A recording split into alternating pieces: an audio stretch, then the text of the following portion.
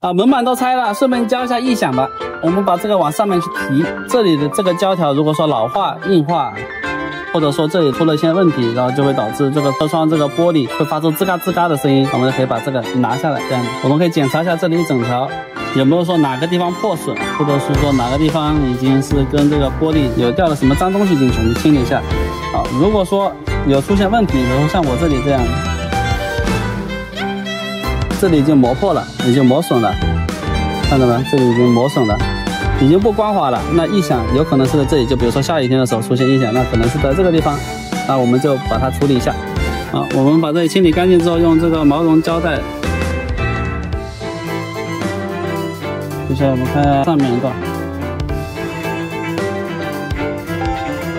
接下来我们把多余的这个边敞进去。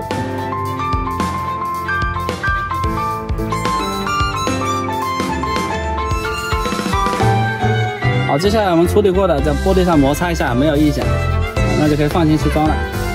装的时候注意一点呢，是这里掰开来，掰一点放下去之后呢，要往右边去用力去推进去，往下卡进去，然后再去往后面去用力去压这样装出来就很漂亮。不然这里就是整个鼓起来的。OK， 然后我们来测试，我们测试一下。OK。